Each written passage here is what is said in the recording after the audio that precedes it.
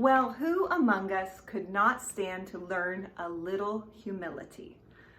I want to talk to you all about the top 3 ways learning it can benefit your life, and the top 3 ways you can start immediately incorporating it into your life and learning it for yourself. Well, welcome everyone. I'm Lilith Polite. This is the Awaken Your Instinct show. I am a belly dancer, a belly dance teacher, and a personal coach. I help women reclaim their femininity so that they can live and freely express their truth with dignity and grace. And all of the ways to contact me are down below in the description box below if you're interested in working with me in any of those ways. Okay? All right, so back to humility. I remember a time when I was a child and my mom was reading my birth chart, as she did, and she was just giving me some different information about it. And one of the things she said I have never forgotten, and I was 7 at the time. She said, yeah, it looks like this says that your biggest downfall could be your vanity. And I was like, Mom, vanity? What's vanity? And she said, well, and I think this is what she said. She said, well, it's like when you think you're better than everyone or everything is about you. And I was like, yeah, okay. And I thought, but I'm not like that. I don't feel that way. You know, in fact, I was like the shyest kid you ever heard of. I mean, I thought I was like the bottom of the totem pole 100% back then. So I didn't know, like, I was like, oh, I don't know if that chart is right, Mom.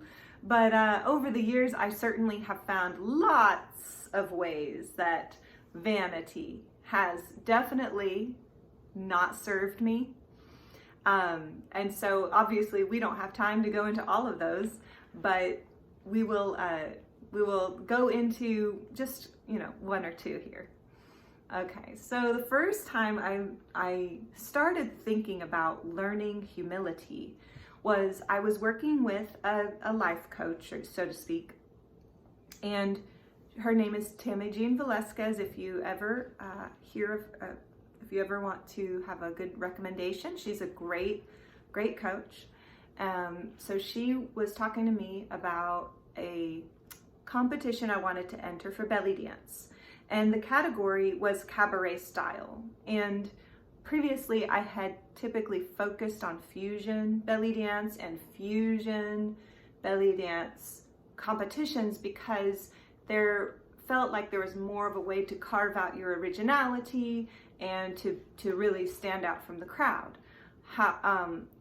So while I was exploring entering the different category, I was realizing that I didn't want to, or I had always resisted it and been afraid of it because I felt like I wouldn't be able to stand out in any way in that category because there were so many people and it all kind of looked the same to me at the time. And so how would I do something different? And anyway, so what she responded to me was, she said, she's intuitive, so she was feeling some things, and she said, I'm not sure what's going to happen, but I think it could be a good thing for you to do. I'm getting that it will help you learn humility. And so as soon as I heard that, I was like, oh great, I'm gonna lose. I'm gonna do terrible. I'm just, I'm like, okay, well, great. And I was not happy at all about learning humility. So this takes me to my point of the people that really need to learn humility are typically the ones that don't think they need to learn humility, because the very idea of being humble is saying that you've got more to learn, that you're not perfect. And so it's really hard sell to tell people that aren't humble that they need to learn humility. But then I started asking myself, do I need to learn this? And it made me remember another instance, or one instance that I haven't, this is the first instance that I'm sharing with you. So back in 2015, Sala, if you're watching, hi.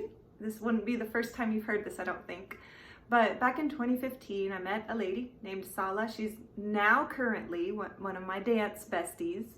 But I met her and she had just recently moved to the area. I really didn't know her well, except for my friend and teacher Izzy had recommended her, had kind of vouched for her.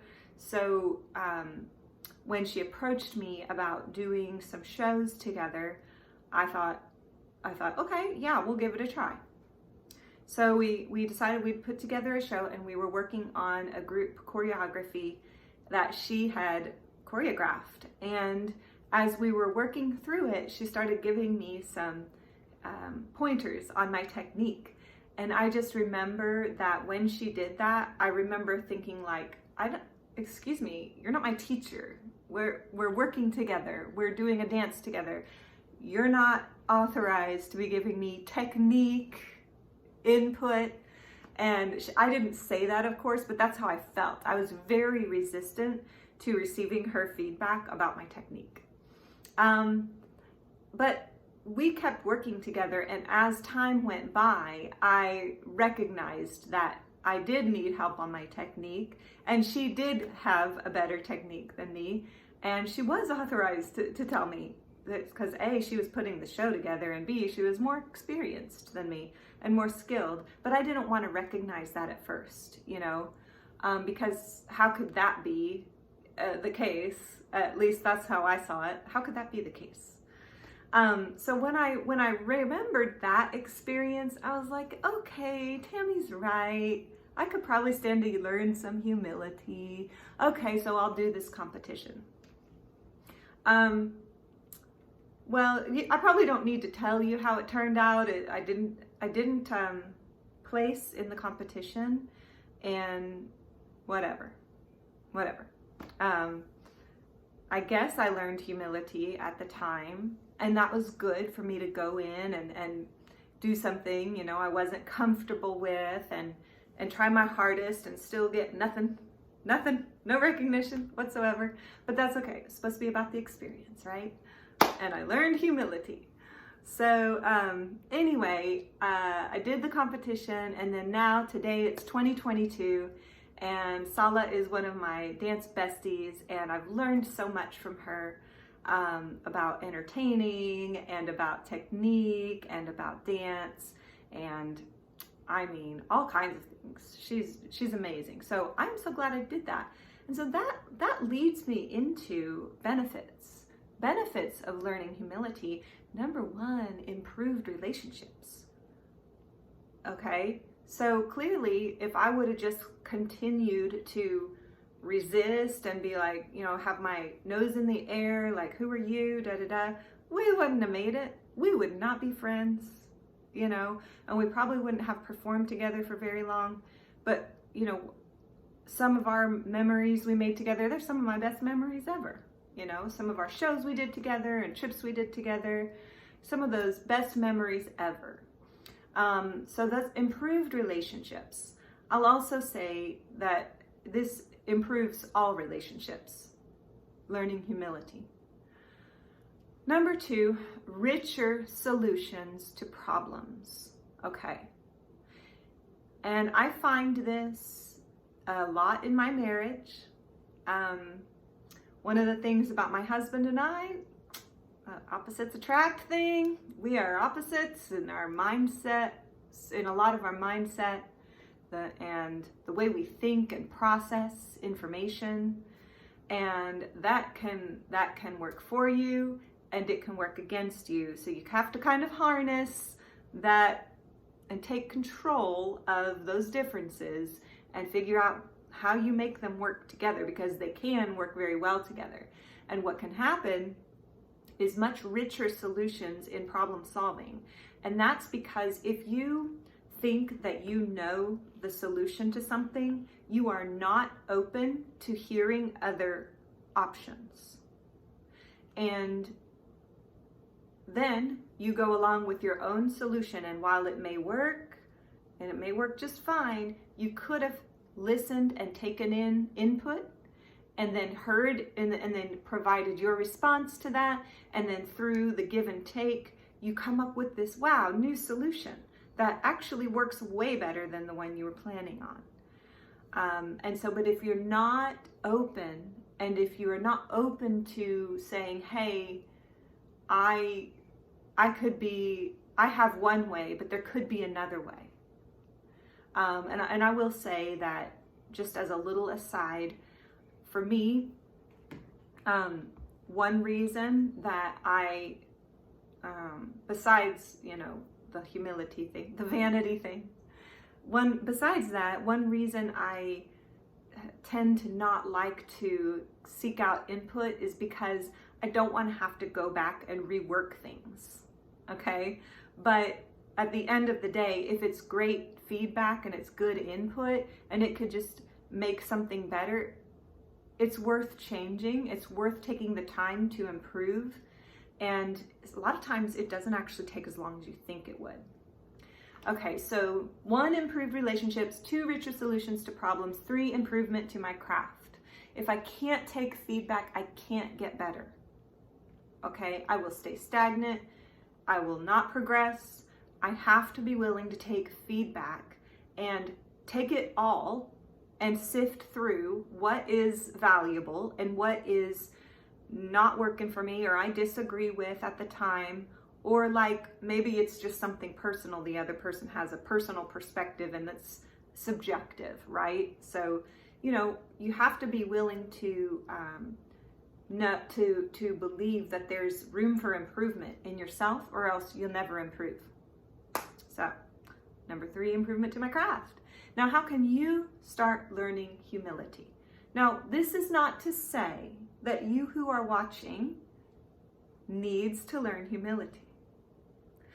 But if you recognize this in yourself, you might consider the following.